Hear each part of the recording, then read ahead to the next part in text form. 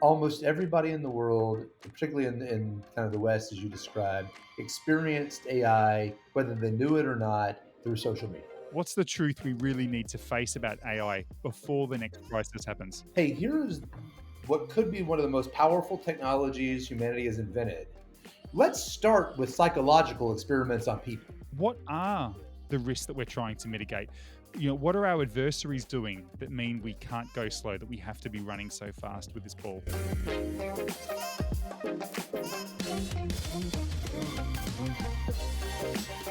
Welcome back to the International Risk Podcast. I'm Dominic Bowen, your host, and today we're diving into a topic at the intersection of strategy, sovereignty, and Silicon Valley. Our guest today is Zac Staples. He's a former US Navy officer and the founder of Fathom5. They're a defense tech company that just rewrote the rules of what's possible. They deploy the first AI systems aboard a US Navy warship. And Zac isn't just playing with toys in a lab, he's really building what he calls brilliant machines, ones that operate in the most unforgiving environments. And I think his work, from what I see and what I'm really looking forward to exploring with him, confronts some of the most important and critical questions in defense today. How do we adopt AI technology at the tactical edge? And how do we do so without surrendering control, without giving up integrity, and how to maintain democratic oversight?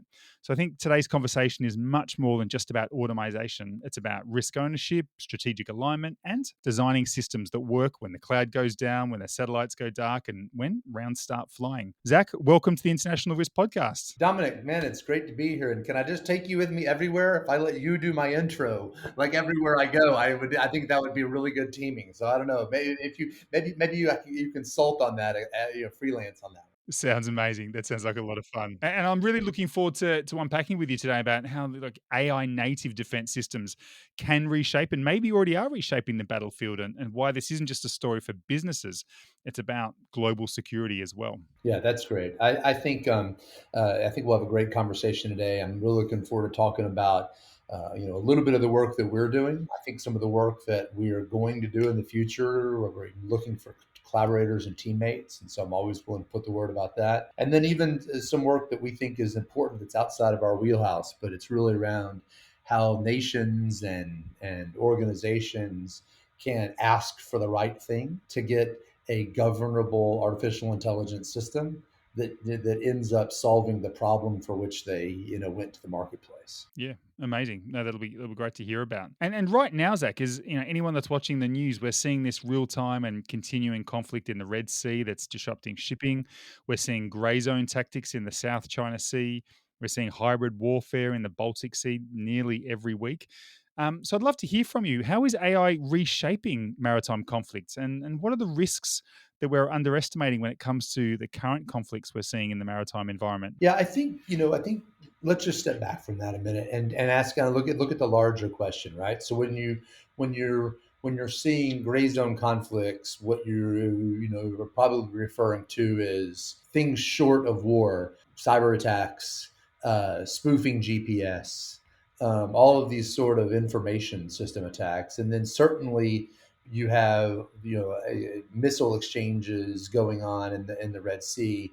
I want you to think of those as like, there's a great deal of information loaded into those missiles. And so what we're really seeing is the dawn of what information age conflict will look like. There is none of the systems that are fighting today, whether it's drones in Ukraine, precision, missiles updated in flight in the missile warfare going on the Red Sea, or the gray zone activities you're talking about, where computing, and the programs that they run are intimately involved in the find, fix, track, target, and engage process.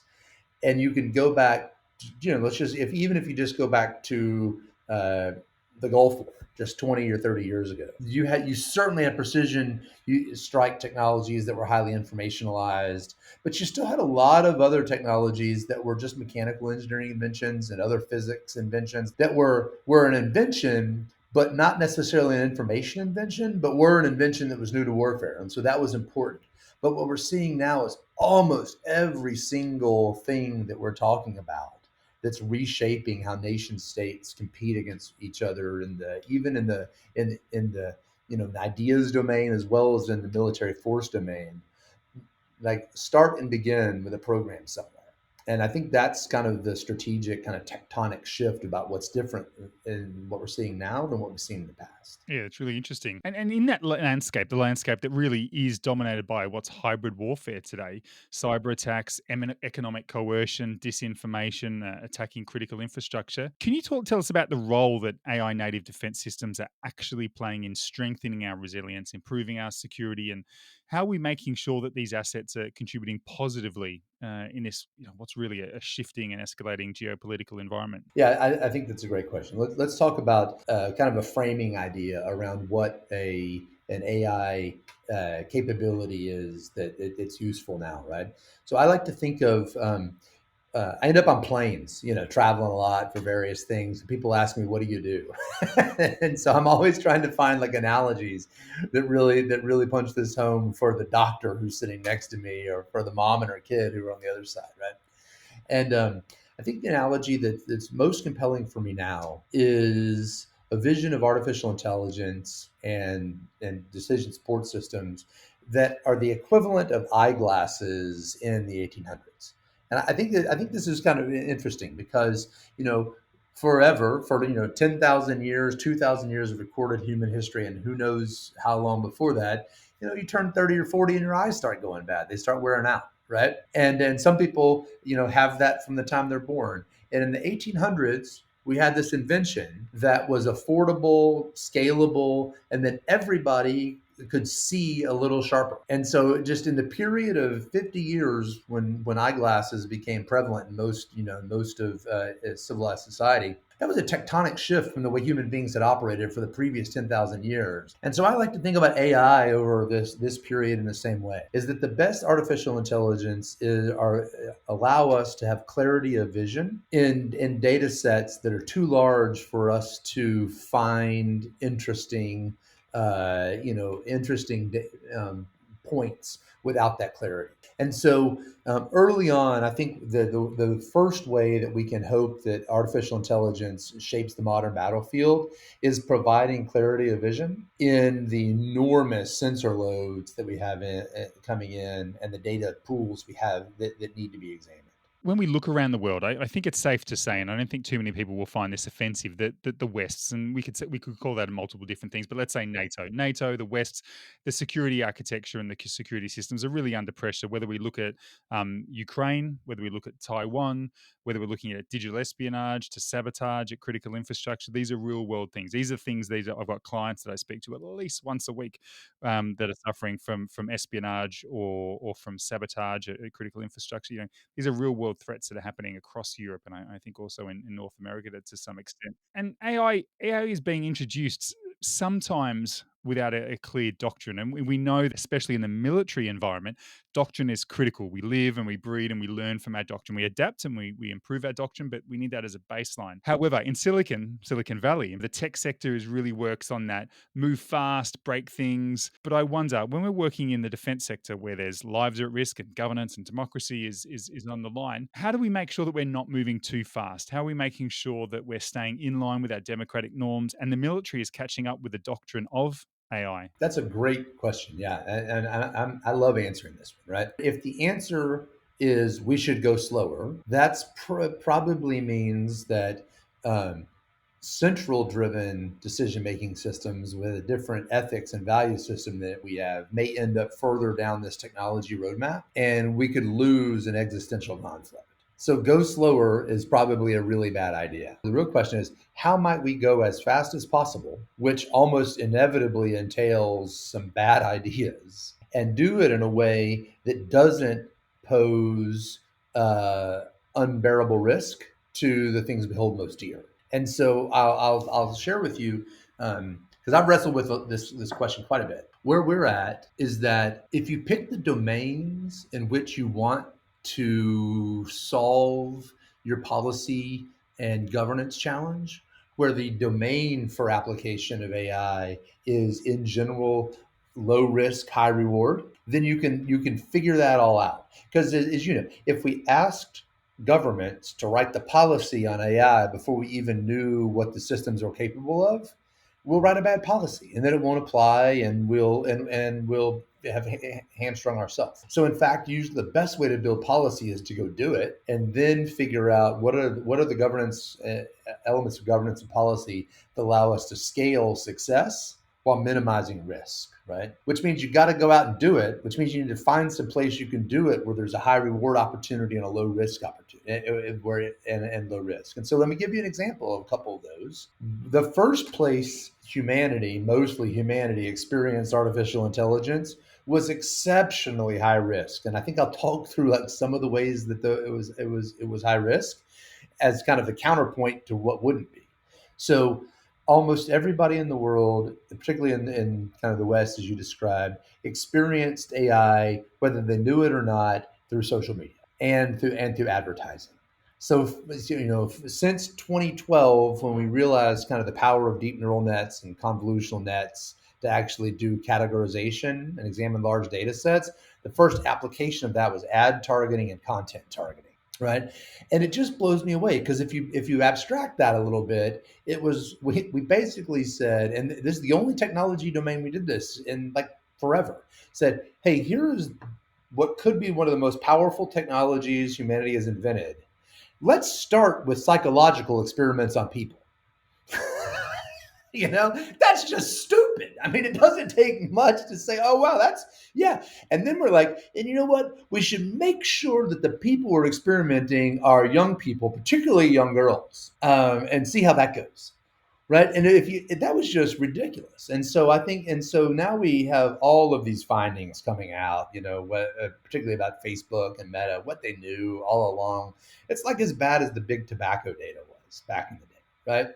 And so my opinion there is that was a bad domain to allow this very advanced, powerful technology to be experimented with. And so where we are at now from a domain selection is we think machines and machine optimization is the ideal domain for this. So, for example, if we're using AI to predict when to change a bearing, or we're using AI to predict, how many hours of life are left on this particular machine. The worst case scenario is that machine breaks, right? The best case scenario is that we increase availability and readiness of military assets, so we've got more players to put on the field. And that leads to all of the mass related arguments of having more options to the commander, right? One of the worst things about that first area of social experimentation with AI was the time it takes from when you're doing something that can cause harm until you see the harm realized. So what we saw kind of with the early ad targeting and content targeting was that 10 years of exposure to those sorts of algorithms had deep and lasting societal impacts on young people, right? That's pretty well established at this point. Well, 10 years is a long time to find out if you're doing the right, is too long, right? And so one of the other things we love about predictive maintenance as a military domain for AI is that, if you're wrong about that pump, you're going to find out in a month or two. If you're saying, hey, it'll last a year and it breaks in 90 days, well, you basically just learned the quality of your AI 90% faster than we learned in the social space. So we love machine predictions, machinery health predictions as a safe space to build governance and AI ML models to the tactical edge and back, because machines are at risk, but human psychology and human lives are not, right? And then you can say, okay, well, what is the governance and data sets and access and everything else that makes this possible, and scale it out to other ways. And then on the flip side of that, let's talk through at the macro grand strategy level, like the U.S. problem countering China. And the now CNO has given this talk a couple of times, but I think it's worth talking about. So Admiral Cottle said on many times, there's about 300 ships and submarines in the U.S. Navy. At any given time, about 100 of them are at sea or available for tasking. There's about 100 of them that are taken apart and long lead time items to get back to sea and are probably unavailable for a conflict from about a year after until about a year after it starts. But it's that other 200, right? It's that other 100, that third chunk that is not available now. It's in some form of maintenance, or it's in some form of crew training or whatever, that if we could accurately predict exactly what it would take to get them ready, that doubles the size of the ready available force, right?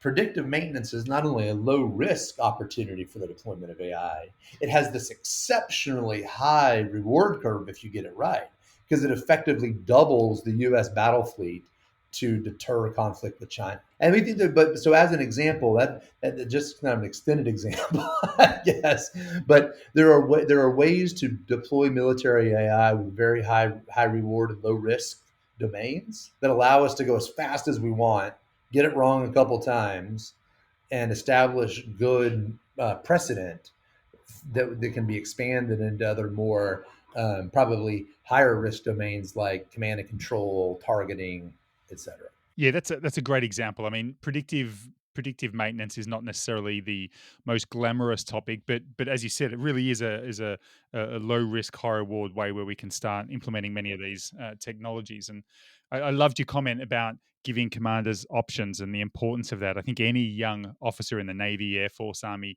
learns very quickly that you need to limit your adversary's options whilst maintaining your information, maintaining your options and awareness as much as you possibly can. I think it's interesting how you talk about going slower is a really bad idea with defense technology. And, we need to go as fast as possible to develop the advanced technologies we need without posing unbearable risks. And I think that's a really important underlying, what's our risk appetite? What can we accept and what can't we accept?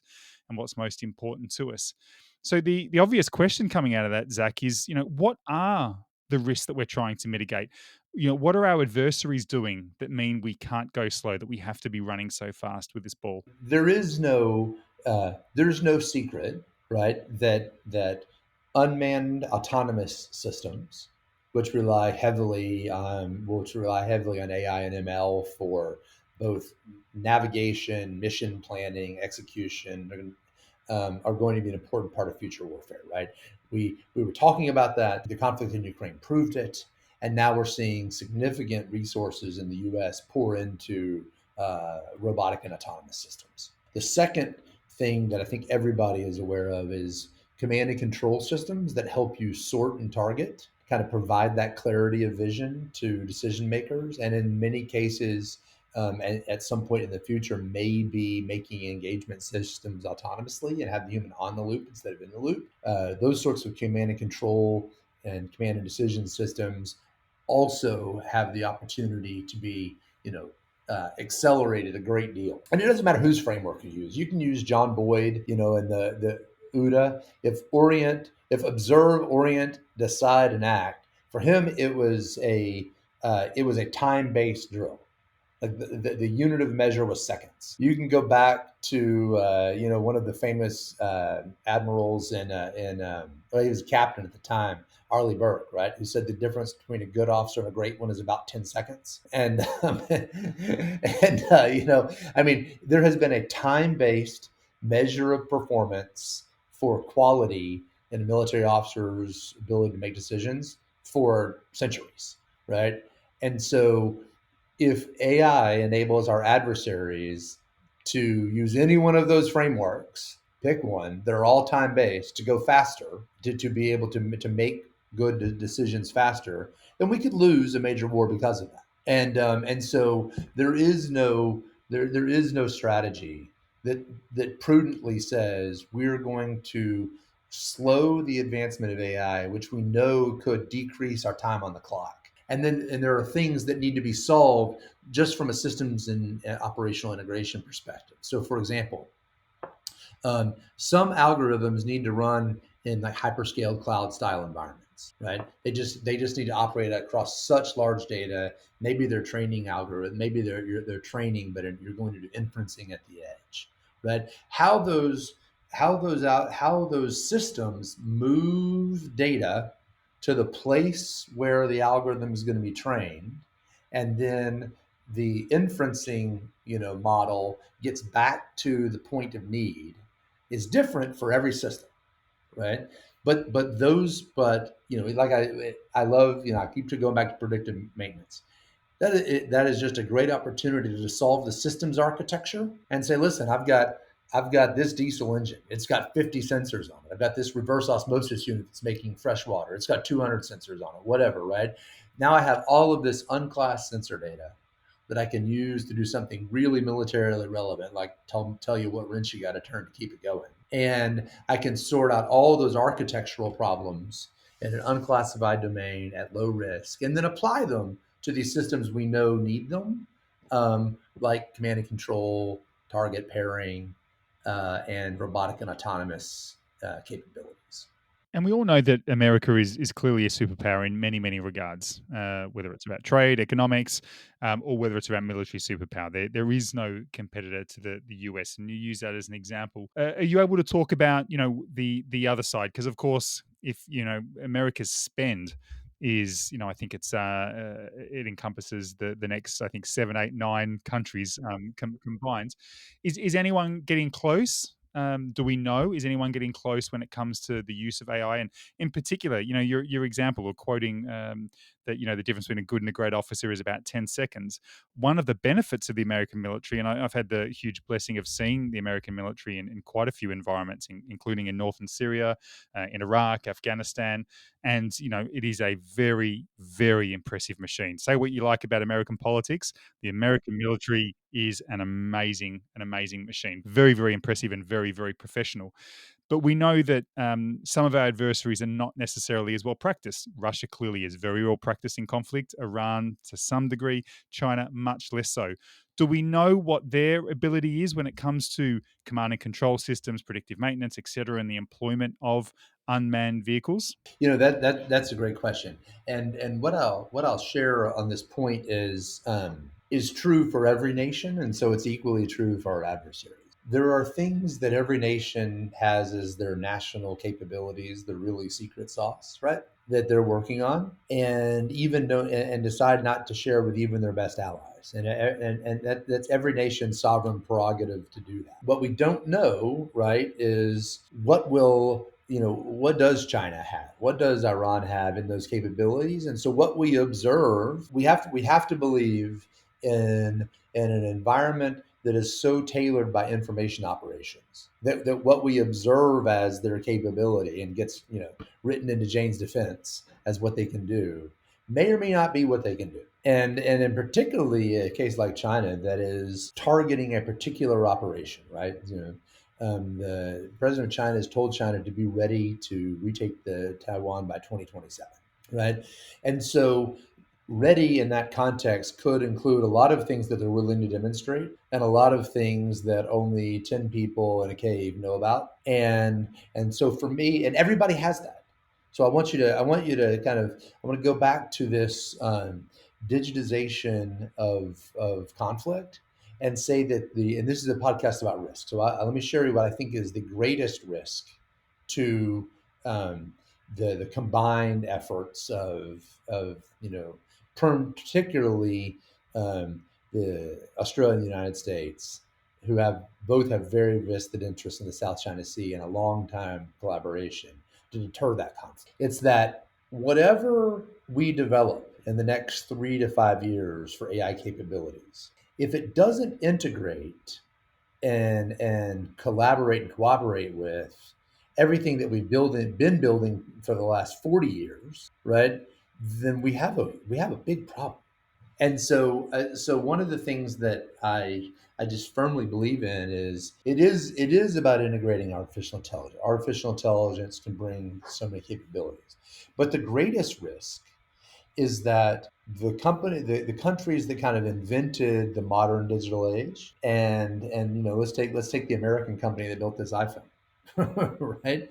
They've built a platform that is interoperable with the apps built by a global community of app developers, and it all just works together really seamlessly because the digital integration schema, the platform as a service schema, where there's a platform that's the iPhone that exposes SDKs that enable creativity by a global developer community, that enables modernization, reliable modernization at an affordable price and at a pace of innovation that's unmatched by anything else in the world. But you can't write an app for a Collins class destroyer or a Collins class submarine or a Arleigh Burke destroyer, right?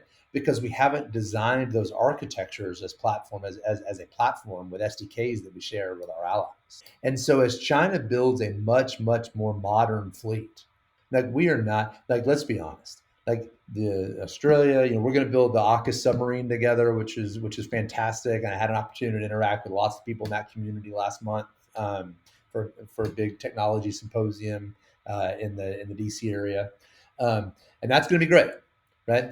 But the most important thing we need to build together is a platform as a service capability to allow small and creative innovators to offer capabilities, one of which will fit exactly what the need is that a particular commander has.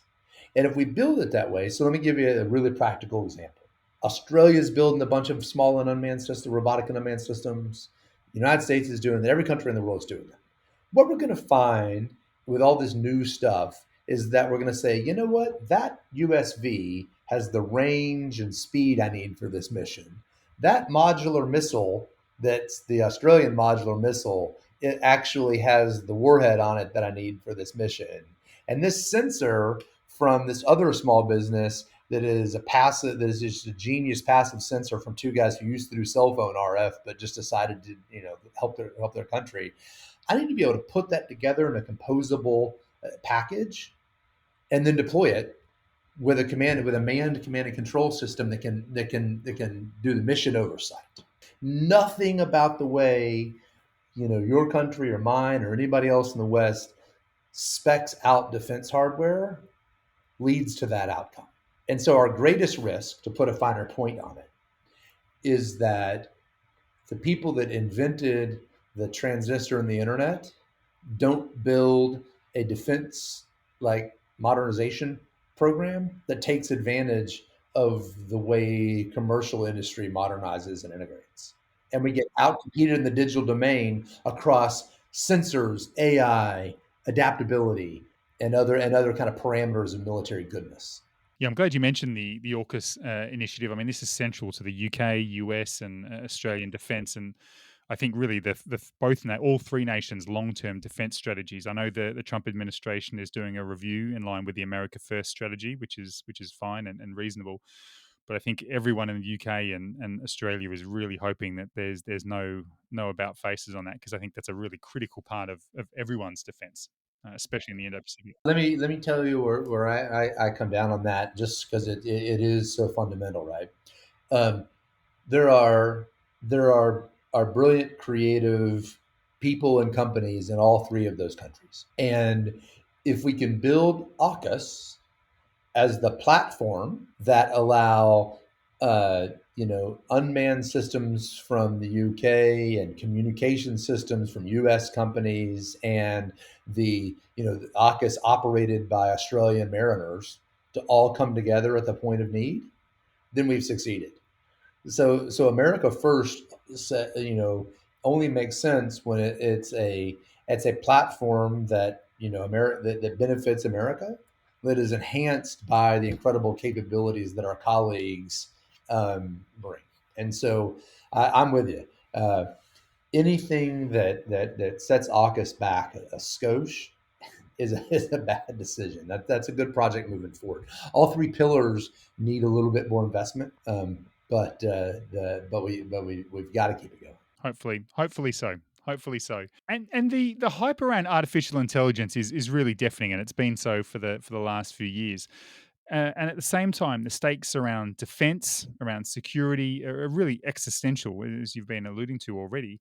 I'd love to hear from you. What's the most dangerous myth about artificial intelligence that you're hearing in defense circles today? And what's the truth we really need to face about AI before the next crisis happens? Yeah. This is a no-brainer for me. The sexy part of AI is algorithms built on synthetic training data. So every demo ever is almost a really sexy algorithm doing a really nifty thing, built mostly on MATLAB generated training data. And then you get into, okay, we want to make that we want to make that real. Let's go collect all the actual data we would need to run that algorithm. And you end up that's where all the work is. So I think the biggest myth is that the data, we collect tons of data. The data's there. We just got to go build the algorithms. That in fact is backwards. We do generate tons of data, but we don't have it normalized, tagged, examined, whatever.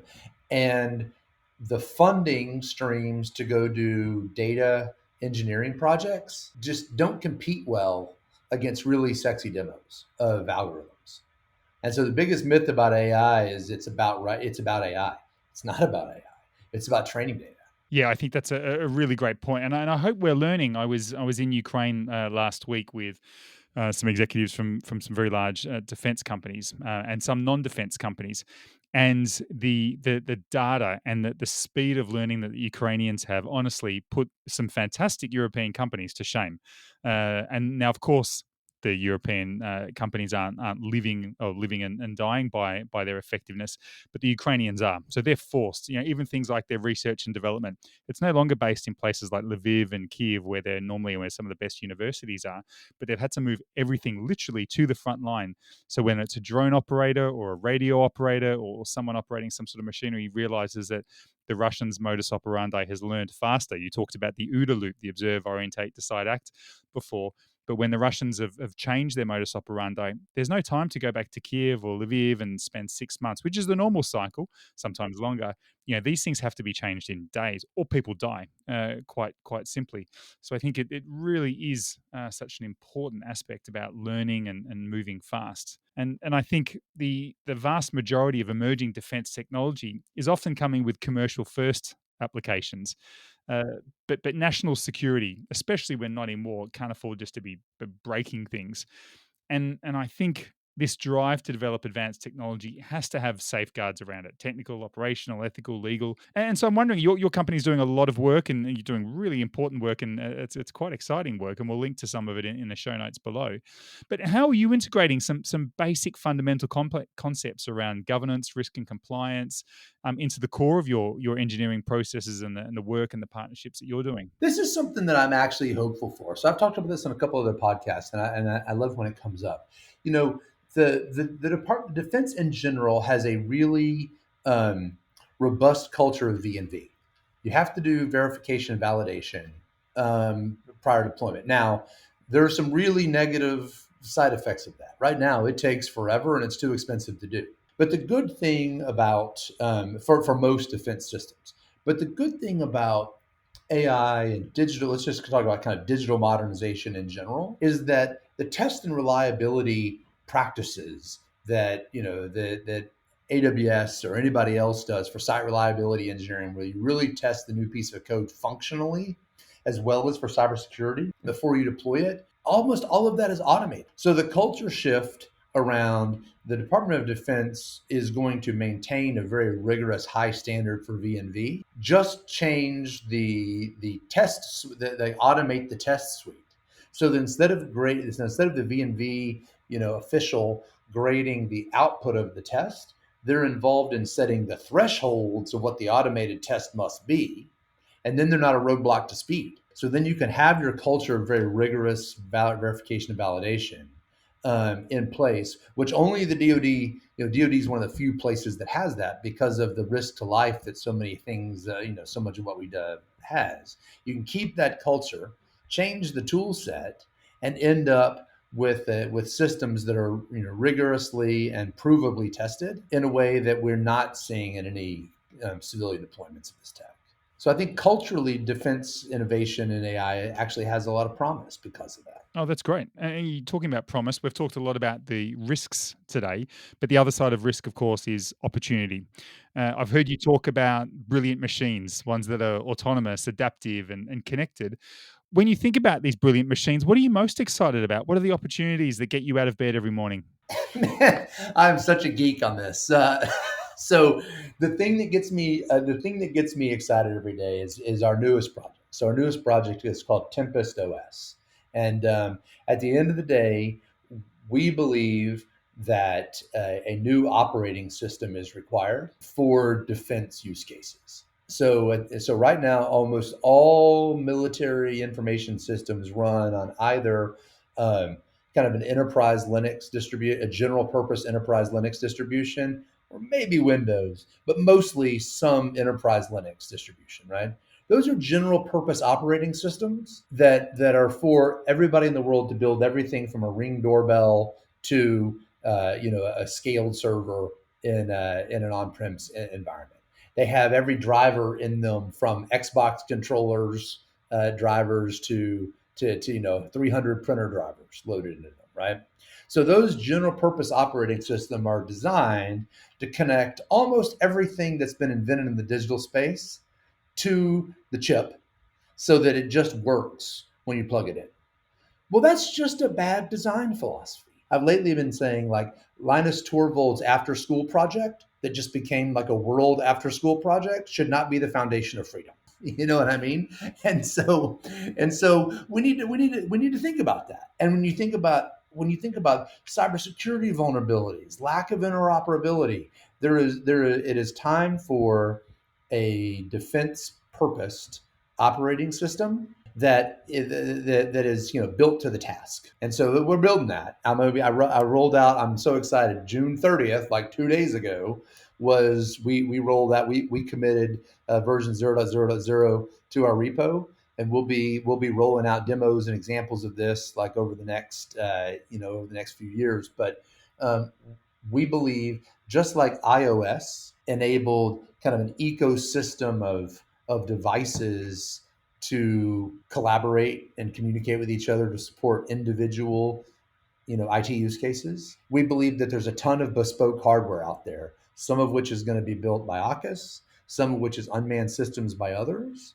So you have a lot of bespoke hardware that lacks a common operating system to ensure the secure exchange of data and platform services. So I get excited about this geeky infrastructure thing.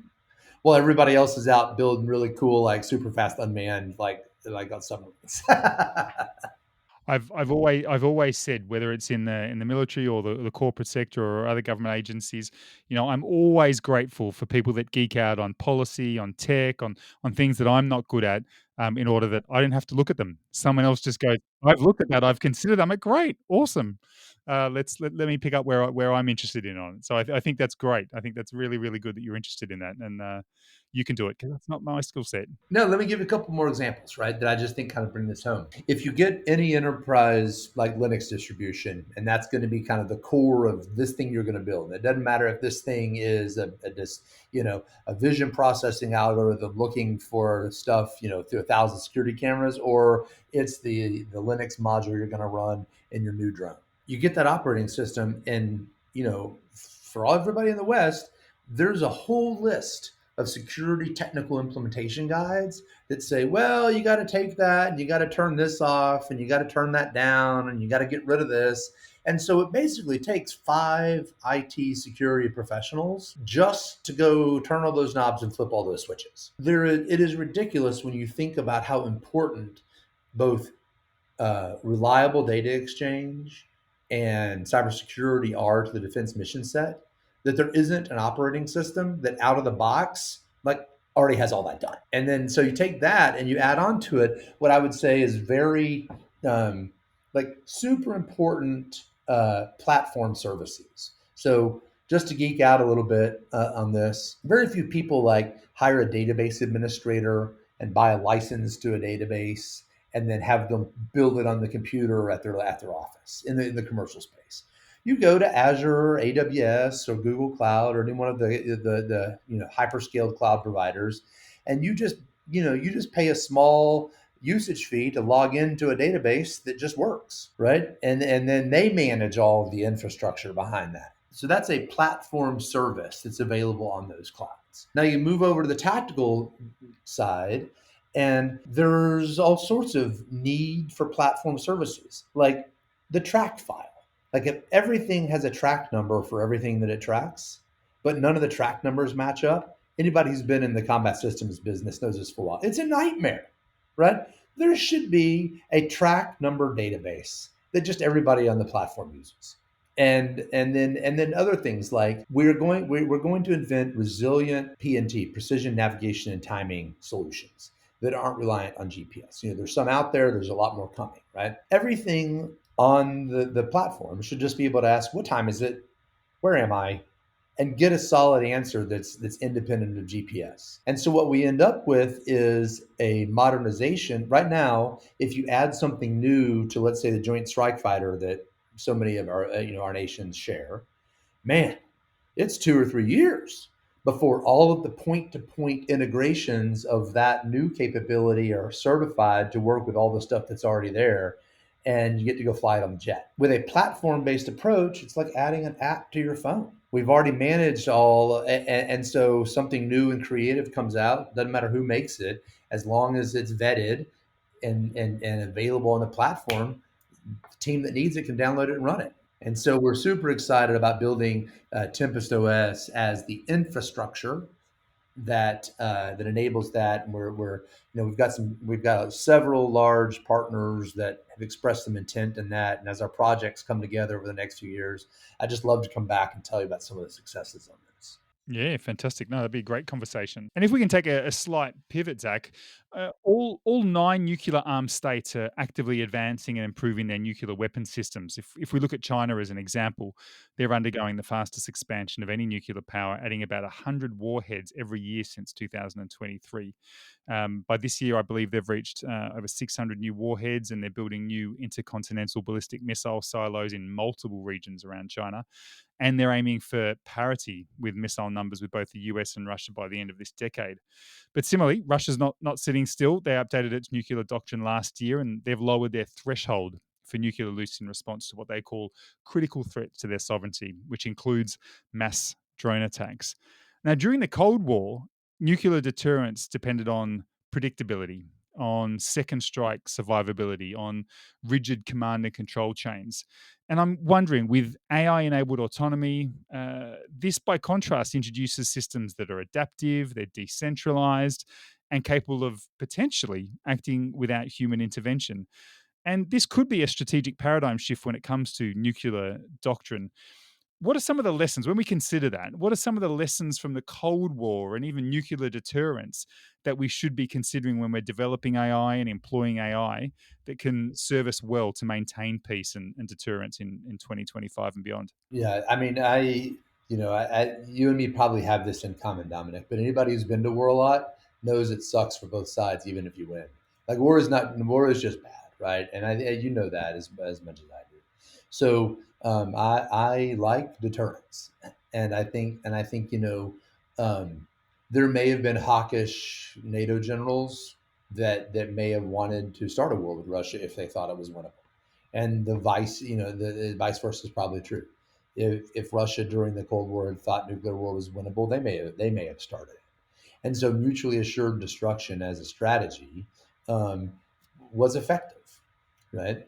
And so I think AI decision making about first strike is a horrible idea. There is no decision in the world that shouldn't be more accountable to human beings than the decision to use that destructive force.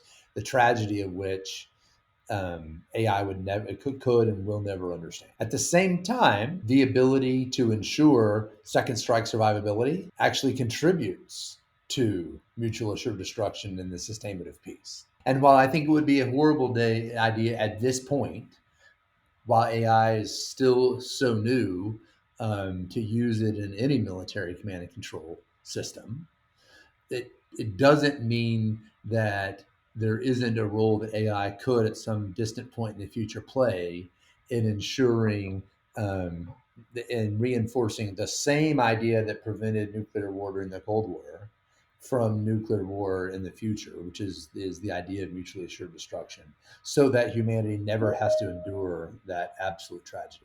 Yeah, thanks for unpacking that, Zach. And yeah, I can certainly attest. And listeners to the podcast would have heard me say before, during the first Gulf War, I giggle when I say this. During the first Gulf War, I was a little boy, and I remember watching it on TV and seeing CNN and just drawing the aeroplanes and drawing the missiles and just being so excited by the war. And I remember at one point during that conflict, I actually realized that or I thought I realized, and I got really sad. I went, there's not going to be any wars for me to fight when I become older, and my dream of becoming an Air Force pilot or a Special Forces captain were completely destroyed. And I was really as sad as a young, primary school age boy can be, but I was really sad that there wasn't going to be any wars to fight. And then little did I realize I'd have a career of just bouncing from, I think, nearly every major conflict zone over the last 25 years. But all of them suck. I feel you, man. I was commissioned in 1995, right after the peace dividend, right? After the fall of the Berlin Wall, and and uh, and I thought we would just be, I thought, man, 20 years, man, this is going to be a long time to just sailing around doing port visits, and yeah, that didn't pan out very well.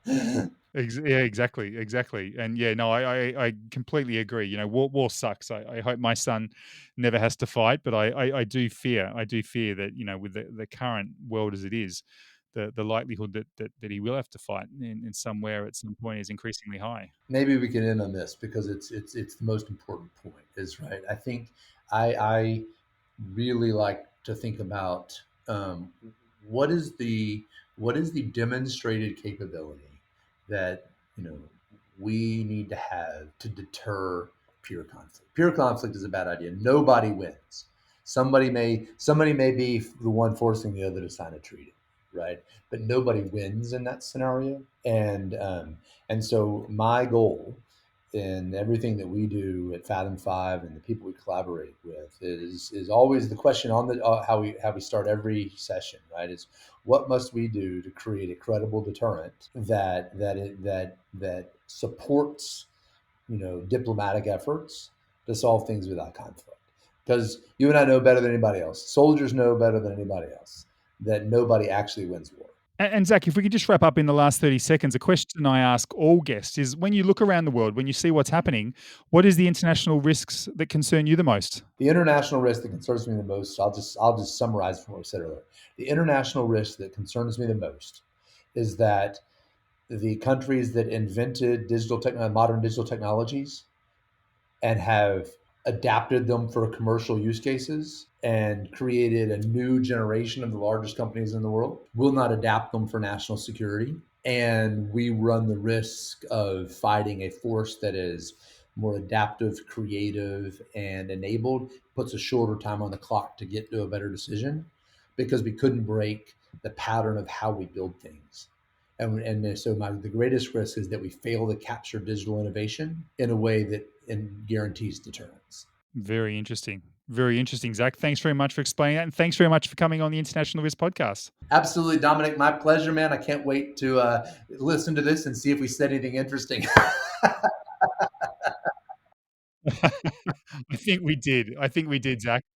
Well, that was a great conversation with Zac Staples. He's a former US Navy officer and founder of Fathom5. I really appreciated hearing his thoughts on the strategic, ethical, and even institutional challenges of integrating advanced technologies into modern defense and military operations.